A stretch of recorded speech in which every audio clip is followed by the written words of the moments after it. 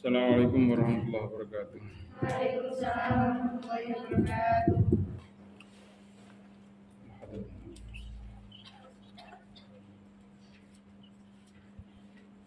Al-Fatihah. A'udzubillahi minasyaitonir rajim.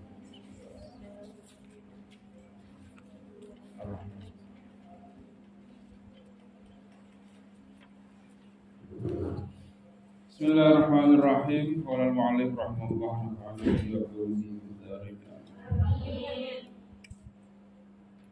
masih dalam bab min ahta'ina syai'ah. Jadi kesalahan-kesalahan yang sumhambah, yang umum, kesalahan yang umum sehingga umum dilakukan sehingga dianggap sebuah kebenaran. Bismillahirrahmanirrahim. Hadis yang keenam, tahniatul arus. Tahniatul arus, ucapan selamat kepada mempelai atau pengantin. Tahniah. Laqad alaman Rasul sallallahu alaihi wasallam. Teman-teman wis ngajari nguru isona ing kita sapa Rasulullah sallallahu alaihi wasallam. Anu bareka ing yen to tengahake barokah. Sapa kita arusi maring temanten. Dikolina kelawan saban kita lalu maring arus. Barakallahu lak wa baraka alaik wa jama'a bainakuma fil khair. Barokah muga nambahi kebaikan Allah subhanahu wa ta'ala maring sira.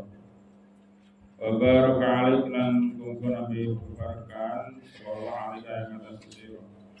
Wa jama'a lan muga ngumpulake sapa Allah bainakuma dalam antara sira fil khair ing dalam kebagusan.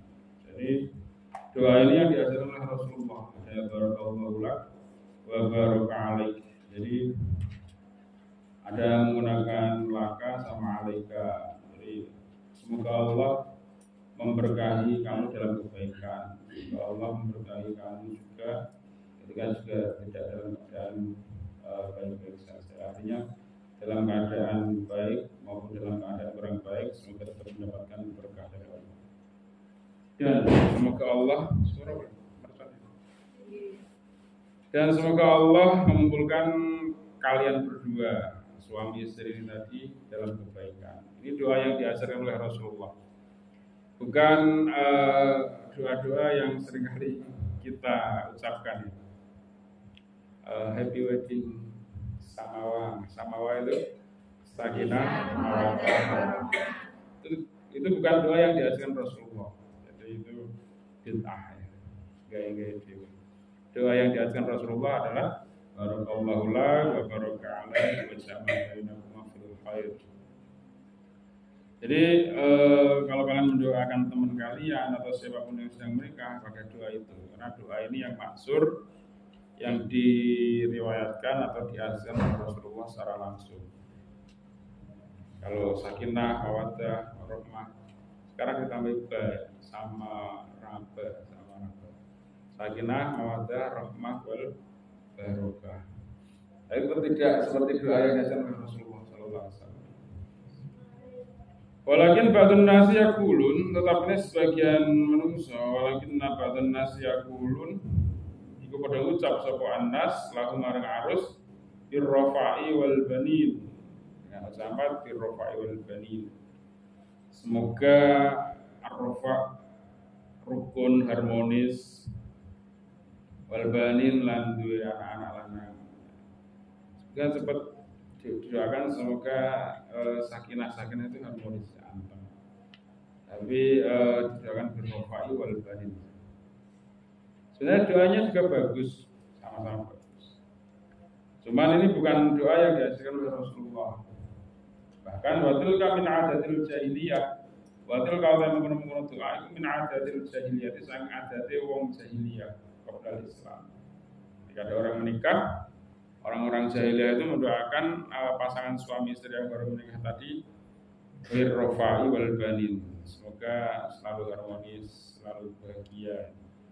dan segera mempunyai anak-anak banin anak laki-laki. Jadi adatnya Celia kan banyak punya anak laki-laki. Kalau punya anak perempuan itu kan dulu sempat dikubur hidup-hidup karena malu. Adatnya seperti itu. Para Abdullah bin Muhammad bin Aqil qala tazawwaja Aqil bin Abi Thalib radhiyallahu anhu. Bucu sapa Aqil bin Abi Thalib radhiyallahu anhu Faharaja maka nuli metu sapa Aqil mau alene kata kita fakul nama mengucap sapa kita birrafa'i wal banin. Jadi birrafa'i wal banin. Dikasih ucapan selamat itu. Faqala mongko jawab sapa Aqil bin Abi Thalib. Stop seterusnya. La takulu aja ngucap sapa sira kabeh dalika ing mengkono-mengkono birrafa'i wal banin. Qala Nabi sallallahu alaihi wasallam iku qatnaha teman-teman ngelarang sapa Nabi nah kita andalika saking ucapan mengkono-mengkono rafa' wal banin. Wa qala nandika sapa Nabi kulu ngucap sapa sira kabeh barakallahu lak barakallahu laha wa fik wa barakalaka fiha. Intinya doa barokahnya nih. Barokah Allahumma kumpul nambahi kebaikan sama Allah Gusti Allah. Laha ketuwe azzaujah fika ing dalem sira. Wa barokah lan mungkin nambahi kebaikan sama Allah laka maring sira fiya ing dalem zaujah. Jadi semoga keberkahan kepadamu terhadap istrimu dan keberkahan kepada istrimu terhadapmu. Sama artinya mendoakan barokah ya, barokahnya. Wa mana rafa'i ta mana rafa'i iku ail bin infaqi wal barokah. Tegese maknane rukun wal barokah dan ya barokah. Cuman itu bukan doa yang dari Rasul. Wa ma hatai lafat mah iku kalimatu zajrin, kalimat pencegah, larangan. Bi anak bi makna ukfuf, ana makna ukfuf. Jadi mendoakan tahniah itu penting ya, tahniah itu penting. Misalnya kalau menikah kan seperti itu, barakallahu lakum baraka alaihi wasallam bainakum fil khair. Ketika punya anak, doanya beda lagi, barakallahu fil maulud atau barakallahu fil maulud. Kemudian kalau mama ulang tahun kan doanya beda lagi. Mabruk alfa mabruk kayak sebenarnya. Jadi intinya barokah. Ketika mendapatkan sesuatu yang baik, rezeki min hasil hasib atau sesuatu yang luar biasa didoakan supaya barokah. Barokah itu intinya sesuatu yang baik dan bertambah baik gitu. Tambah-tambah kebaikannya, intinya seperti itu barokah. Jadi umpama kita di pondok ini kan juga mengenal istilah barokah. Barokah fil ilmi, barokah dalam ilmu kita ketika belajar di pondok. Kalian belajar di pondok itu, kita belajar di pondok itu tidak hanya mencari ilmu saja, tetapi mencari barokah. Karena barokah itu sifatnya batiniyah. Kalau ilmu kan sifatnya bisa dohiriyah. Ketika kamu diajari 5 kali 5 sama dengan 25 itu kan dohiriyah, tampak. Tapi kalau barokah itu enggak tampak. Ada wujud tapi tidak kelihatan dan bisa kita rasakan, tapi bisa kita rasakan. Kapan bisa dirasakannya? Tidak harus sekarang. Bisa jadi nanti ketika setelah selesai mencari ilmu, ketika nanti sudah pulang dan sebagainya. Itu barokah. Nah, barokah itu didapatkan dari berbagai hal ketika di pondok, tidak hanya dari ngaji seperti ini saja, tapi dari hikmah kepada kiai kalian yang di pondok, dari nurut, dari hikmah kepada pondoknya dan sebagainya, menjadi pengurus itu juga nambahi barokah juga, karena meluangkan waktunya untuk ngurusi juniornya, adik kelasnya, itu juga menambah barokah. Seringkali guru-guru kita itu kan cerita, jadi ada anak pondoknya biasa-biasa saja, juga pinter, akan cenderung goblok. Tapi ketika dia pulang itu dibandingkan temannya yang lebih pintar, dia lebih baik kehidupannya dari sisi ekonomi, dari sisi pengabdian, mungkin dia lebih digunakan di masyarakat, artinya masyarakat lebih percaya kepada dia daripada yang lainnya. Nah, disitulah barokah, namanya barokah itu. Itu tidak bisa dilihat di pondok, tidak bisa dilihat saat belajar. Dipelajari biasa-biasa, tapi dia di pondok sergap hikmah, sergap ngerti pondok katakan. Pokoknya barokah itu ada di mana saja, kebaikan-kebaikan yang di pondok. Nah, itu yang kita cari, barokah. Selain ilmu, yang paling utama itu adalah barokah. Nah, barokah itu paling banyak didapatkan dari ridho kiai kalian, ridho guru kalian. Itu ridho dari barokah. Jadi jangan cuma menuntut ilmu ke ngaji nggak peduli yang lainnya, jangan sampai seperti itu. Itu rumusnya di pondok. Jadi beda dengan kalian belajar di sekolahan atau di mencari ilmu yang umum, bukan ilmu yang agama. Ya, al-mustahadah. Mustahadah itu istihadah, darah yang keluar selain haid dan nifas. Wa ya ta mustahadah iku al-maratu wong wedok allati kang mayatawaqqafu ora mandeg. Anha sangking allati aqaddahu getih fi ghairi ayyami haidiha ing dalem saliyane pira-pira dina haide al-mar'ah. Jadi mustahadah itu darah yang tidak pernah berhenti di luar darah haidnya. Mustahadah itu bermacam-macam ya. Kalaunya orang yang wanita yang sudah menikah, kemudian dia hamil punya anak, kemudian ingin menunda kelahiran anak selanjutnya, akhirnya KB menjadi mustahadah. Dan kalaunya memang karena penyakit, mustahadah itu penyakit, darah sakit ya, bukan darah haid ini. Jadi mungkin perlu diobati, perlu diperiksa kenapa kok bisa istihadah dan sebagainya, mungkin bisa jadi seperti itu. Walahai betul mustahadah hukumun utai hukum khasun kang tertentu pihak lan mustahadah. Fal mar'ati mongko iku ngatasi wong wedok in kanat lamun ono sapa mar'ah mustahadatan iku istihadah. Antal sila utawi ento bersihake sapa mar'ah farsa ing kursine mar'ah wa tatawadu anan yen tau tu sapa mar'ah likuli salatin ketu saben-saben salat. Wa dzalika uta mungkono ghuslu fardhiya wa tatawadu likuli salat iku ba'dal ghusli dalam sause atus min haidatiha sange haide mar'ah. Wala yajibu lan ora wajib lan alaihi ngatasi mar'ah awal ghuslu atus likuli fardin ketuwe saben-saben salat fardu. Wali halan iku wajib ngatasi mar'ah al-mu'alatu utawi nuli-nuli bainal wudu'i antara wudu was sholati lan sholat. Jadi hukum fikihnya istihadah, mustahadah itu sama seperti orang yang tahur, suci. Jadi hukum haidnya atau hukumnya orang mustahadah itu sama seperti orang suci setelah haidnya selesai. Bahkan cara menghitung haidnya itu kan pernah dulu kan beda-beda. Ada 7 macam orang istihadah. Ada muqtaddah, ada yang belum muqtaddah, baru muqtaddah, ada yang mutahayyirah, ada macam-macam. Ada 7 macam. Ada yang pertama kali haid, ada yang sudah bolak-balik haid baru istihadah, atau yang baru pertama kali haid langsung istihadah. Ada yang bisa membedakan mumayyizah, bisa membedakan warna darahnya. Ada yang ghairu mumayyizah yang tidak bisa membedakan warna darahnya. Yang paling parah itu mutahayyirah yang bingung niatnya, dia nggak tahu sama sekali tentang dirinya sendiri. Mutahayyirah. Jadi orang mustahadah itu kan hukum sucinya itu setelah diambil dari hukum haidnya. Ketika kita bilang haid itu 15 hari, maka tidak serta-merta ketika dia keluar darah selama sebulan penuh 30 hari, maka haidnya 15 hari, sisanya 15 hari itu istihadah, tidak bisa seperti itu. Dilihat dari hukum-hukum sebelumnya. Umpama dia muqtaddah tapi ghairu mumayyizah.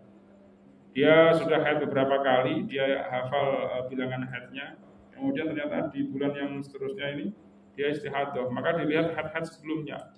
Kalau haid sebelumnya 7 hari, 8 hari, 6 hari, 7 hari, 8 hari, 6 hari, maka bulan yang ke selanjutnya itu hanya 7 hari, bulan selanjutnya 6 hari, bulan selanjutnya 8 hari.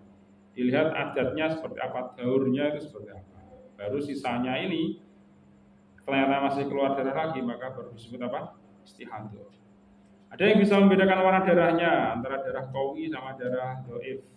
Ketika darah qawi berarti itu haid, kalau darahnya lemah berarti itu istihadah. Maka yang qawi itu dianggap haid selagi kurang dari 15 hari atau maksimal 15 hari, sisanya istihadah.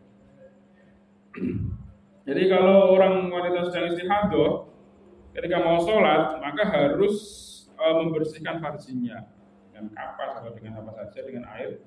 Kemudian disumpeli pakai sumpelan kayak semacam sekarang ini. Kemudian wudhu. Setelah wudhu baru sholat. Antara wudhu ke sholat tidak boleh disela-selani dengan perkara yang lainnya. Jadi harus mualah. Mualah itu nuli-nuli. Setelah wudhu selesai, maka langsung sholat. Likuli fardin wudhuan. Jadi setiap sholat fardu satu kali wudhu. Tidak boleh satu kali wudhu untuk 2 sholat fardu. Kalau umpama 1 kali wudhu untuk sholat fardu dan sholat sunnah boleh. Katakan umpama setelah wudhu dia qobliyah dulu 2 rakaat, setelah itu baru sholat. Tidak boleh. Orang istihadah setelah wudhu sama seperti yang lainnya. Umpama karena nunggu imam pujian-pujian nyata-nyata kemudian baru sholat jamaah bareng imam, tidak boleh seperti itu. Itu namanya tidak mualah, tidak nuli-nuli. Dan orang yang istihadah tidak wajib mandi setiap kali sholat fardu, tidak wajib mandi. Jadi darahnya tadi itu bukan darah haid, tapi darah kotor atau darah istihadah. Jadi cukup dibersihkan, kemudian wudhu baru sholat. Itu hukum fikihnya seperti itu. Fa'an ummil mu'minina Aisyah radhiyallahu anha qalat. Oh ya, istihadah itu dawamul hadas ya. Orang yang hadasnya itu selalu dawamul hadas. Jadi orang yang langgeng hadasi. Jadi istihadah itu wudunya itu tidak lirafil hadasi. Jadi nawaitul wudu'ah istibahadis sholat. Sama seperti orang tayamum. Orang tayamum kan nawaitul tayamumah istibahadis sholat. Jadi istihadah, kalau kalian mau ada yang istihadah, niat wudunya jangan nawaitul wudu'a li rafil hadasi, tapi istibahadis sholat. Fa'an bil mu'minina Aisyah radhiyallahu anha qalat ja'at qasama Fatimah binti Abi Bakar radhiyallahu anha ila Nabi Muhammad sallallahu alaihi wasallam. Faqalat maka ngendika sapa Fatimah binti Abi Bakar, ya Rasulullah inni imra'atan. Ini saat temen ingsun iku imra'atan. Ini saat temen ingsun iku imra'atun wedok. Ustahadu kan den istihadah, kan istihadah sapa ingsun. Fala utahiru mongko ora iso suci sapa ingsun. Afat wa to ninggal sapa ingsun as-salat ing salat. Jadi wanita ini istihadah dan tidak bisa suci. Darahnya keluar terus. Aku langsung ketika sama Nabi lah, artinya jangan tinggalkan sholat. Inna madzalika wa mengkono ketat. Iku irkun sejenis keringat. Walasalan orang apa irkun iku bil haid kelawan haid. Faida akbalatil haidatu. Faida akbalat. Monggo semangsane maghrib teko wal haidatu haid. Padai mongko ninggalo sapa sira salat ing salat. Wa idza adbarat lan nalingane mundur apa haid Pausili mongko basuh sapa sira wedok anki sang sira wedok abdama ing getih. Wasoli lan salat sapa sira. Jadi perempuan ini bingung kok keluar darah terus panjang bulan. Terus kemudian apakah saya bisa melakukan sholat ya Rasulullah? Apakah saya harus meninggalkan sholat? Jawabnya Rasulullah tidak. Karena istihadah itu getihnya itu diibaratkan apa? Keringat itu kan keluar terus ya. Kita bisa nggak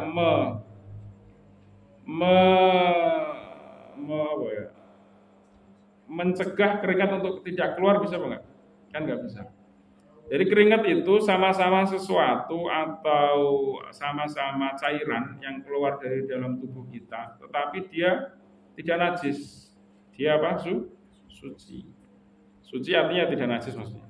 Bukan terus keringatmu terus umpi kan enggak. Dia tidak najis gitu aja.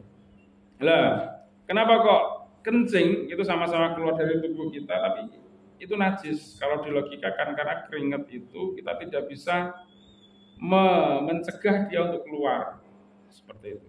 Jadi kalaupun sama-sama keluar dari dalam tubuh harusnya kan najis, tapi kan tidak. Jadi kita tidak bisa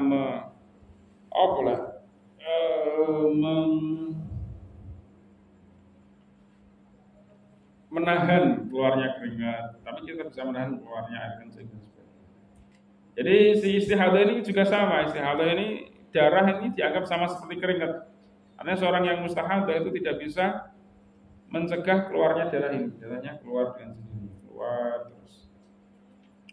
Maka ketika haidnya nanti datang, jangan melakukan sholat. Ketika haidnya selesai, maka baru mandi haid, kemudian bersihkan darahnya dan baru sholat.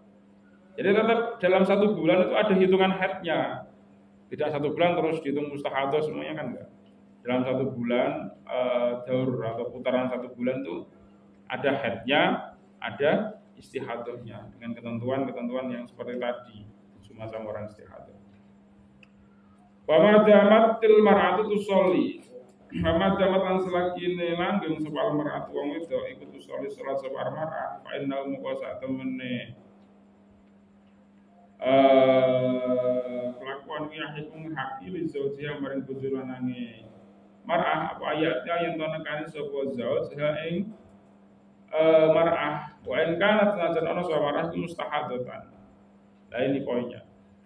Karena dia seorang istihadah itu dianggap suci, boleh melakukan sholat, boleh memegang Al-Quran, boleh membaca Al-Quran dan semuanya, maka karena dia dianggap suci, selagi dia istihadah, dia boleh digauli, boleh dikumpuli oleh suaminya, karena dianggap apa? Suci, walaupun sama-sama keluar darah. Kalau haid kan juga keluar darah, tapi dia tidak suci, maka tidak boleh dikumpuli oleh suaminya. Tapi kalau mustahadah itu dianggap suci dan boleh jima oleh suaminya. Kalau ketika sapa Imam Syafi'i, falamma amara Allah taala bi itizalil haid. Semangsane merintah sapa Allah bi itizalil haid kelawan ngedoi wong sing haid. Wa abaha hunna ba'da tuhri wa abahalan memperbolehkan sapa Allah hunna ing an-nisa ba'da tuhri ing dalam sause suci wa tadhiri lan sesuci dalat lan nuduhake wa sunnatu sunnah ala annal mustahadah kan saat temene wong istihadah iku tusolli salat mustahadah dalam mengkono-kono apa dalika mengkono-mengkono salat ala anna lizaujil mustahadati maring sak temene bojone wong wedok sing istihadah iku isobataha apa nekani mustahadah insyaallah taala. Dan Allah taala karena sak temene Allah iku amaro merintahake bi dizalihinna kelawan ngeduwi al-haidah wa hunna utahal al-haidah iku ghairu tuwahidin iku ora suci. Wa bahalan memperbolehkan sapa Allah ayutina ingin to neka ayutina yang to nekani sapa mustahadah ghairu harus suci. Jadi karena ini sama sebenarnya. Jadi menerima pendapat Imam Syafi'i ketika Allah memerintahkan untuk menjauhi orang yang sedang haid, artinya tidak mengumpuli wanita yang sedang haid, istri yang sedang haid, dan memperbolehkannya setelah suci dan sesuci ya. Jadi ada 2, tuhrun dan tabhirun. Jadi wanita yang sudah sedang haid kemudian dia mampet darahnya maka disebut tuhrun. Nah dalam keadaan tuhrun ini dia apakah sudah boleh dikumpuli oleh suaminya sebelum tadhirun? Tidak boleh. Harus tuhrun dulu, kemudian mandi haid, tadhir, baru boleh dikumpuli. Jadi tunggu mandi dulu. Lah, sementara orang yang hadis tadi menunjukkan bahwasanya orang yang mustahadah itu kan sholat. Nah, kondisi orang yang mustahadah diperintahkan sholat itu menunjukkan bahwasanya orang yang mustahadah ini adalah orang yang suci. Karena dia suci, maka suaminya boleh isobah, boleh menggauli mustahadah ini. Wa qala lan ngendika sapa Imam Malik al-amru indana anal mustahadata al-amru ta perintah indana dalam al-amru ta perkara indana munggu kita anal mustahadata saat temene wong sing istihadah iku ida salat nalika salat sapa mustahadah anal zaujiha iku keduwe bojone mustahadah ayyusiba apa yen to nekani sapa zaujiha mustahadah. Jadi kalau mustahadah ini sholat, maka suaminya boleh menggaulinya. Intinya seperti itu, sama. Jadi semua madzhabul arba'ah sama, jadi tidak ada yang berbeda. Yang ke-8 al-qudum minas safar. Al-qudum minas safar, datang dari bepergian. Yang bagi prayoga lir rasul kete wong lanang idza ghaba nalikane lunga sapa rajul an baiti saking omahe rajul thumma arada nuli ngarepake sapa rajul al auda ing bali ila ahli maring keluarga rajul ba'datu li ghaibatin ing dalam sawise suwene lunga suwene lelungan apa Allah ya tekula yen ora mlebu sapa zaud ala ahli ing atase omahe keluarga zaud lelan ing dalam mungi Liana Nabi ya kesana saat Nabi Muhammad sallallahu alaihi wasallam iku katnaha teman-teman nus nyegah sapa Rasulullah andalika sange mengkono-mengkono dukulu ala ahli halailan.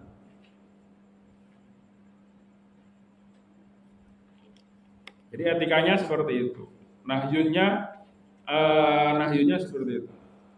Rasulullah kalau mama seorang suami baru bepergian kemudian mau pulang itu sebaiknya tidak masuk ke rumahnya di malam hari.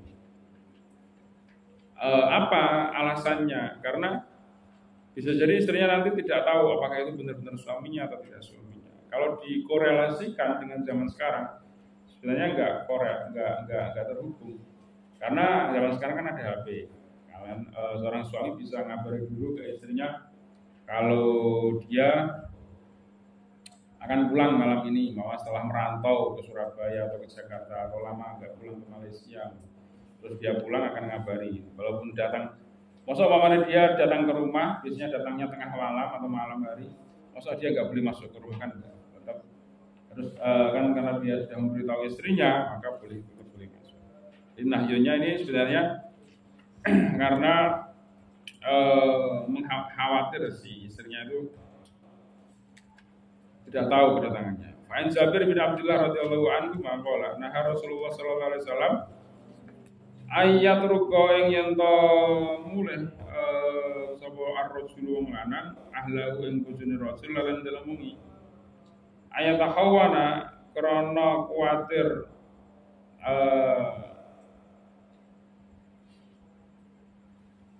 mengkhianati utawa nyidrani sapa rasul ing ahluhu Awal tamisa utawa gepok demek sapa rasul atharatihim ing athare utawa labet kesandunge ahli. Jadi khawatirnya nanti dituduh yang tidak kalau datang kayak seorang yang bertamu di tengah malam yang sudah larut itu. Maksudnya seperti itu. Wala sababa menawa sebab fin nahyi dalam larangan ane tukuli sanging mlebu lan dalem wengi iku adami istidadil mar'ati ora anane persiapane wong wedok limulaqati zaujiha maring ketemu bojone mar'ah. Fakat kala maka teman-teman ngendika alaihi salatu wassalam amhilu kaitam tasitu amhilu ngosongake sapa sira kabeh kaitam tasitu supaya yisir sapa mar'ah as-sa'i satu rambut sing kusut watas tahidda lan supaya ngeri sapa wong wedok utawa ngilangi rambute sapa ngilangi rambute aurate wong wedok al-muhibat sapa al-muhibat wong wedok sing ditinggal lunga wa makna tasahidda utawa makna tasahidda iku tasilu sa'ri auratiha ngresiki atau ngilangi rambut aurate mar'ah rambut yang tertutup aurat. Wa ma'nal muwibah utawa makna muwibah iku alati wong wedok rupa kang lunga ana saking wong wedok mau sapa zauja bojone wong wedok. Jadi sebab nahyu mahal Sayyidina Nahyu itu. Kenapa kok ada larangan tersebut? Karena ketika suami ini datang di tengah malam, maka si istrinya ini belum persiapan untuk menyambut kedatangan si suami. Jadi karena nggak tahu atau nggak bisa persiapan untuk menyambut datangnya si suami. Yang terjadi sekarang kan nggak seperti itu. Ketika suami hendak pulang dari bepergian jauh, maka kan dia bisa ngabari istrinya, Bu saya mau pulang, atau dia ngabari dulu kalau nanti malam akan datang. Kan akhirnya sebab ini bisa ada mustidzatil marah limulaqati zawjiha ini bisa teratasi. Nah, dalam hadis Rasulullah kenapa kok seperti itu? Amilu kai tamtasitu asy'irah wa tasahidal muhibah. Jadi Rasulullah memerintahkan untuk mempersiapkan diri ketika wanita mau ketemu suaminya yang pergi muhibah, itu mempersiapkan diri dengan cara imsatus sya'riha, jadi cara menyisir rambutnya, maksudnya ya mempercantik dirinya untuk menyambut kedatangan suaminya yang baru datang, mencukur bulu-bulunya yang ditutupi aurat dan sebagainya. Itu artinya ya mempersiapkan diri, sebagai masalah mau kedatangan suaminya lama gak ketemu. Amma ila as'ara, anapun dalam nalikane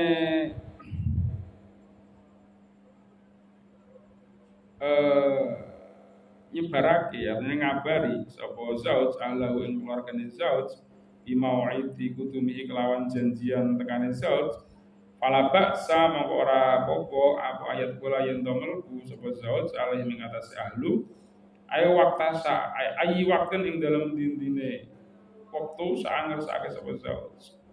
Liana Nabi sallallahu alaihi wasallam iku qad arsala teman-teman nusmutus sapa Nabi fi ihda ghazwatihi ing dalam salah sisine peperangan Nabi di Rasulun kelawan utusan yukhbiru kang awe kabar sapa Rasul dibutumihim kelawan rawuhe Rasulullah sallallahu alaihi wasallam karo sahabat-sahabatnya.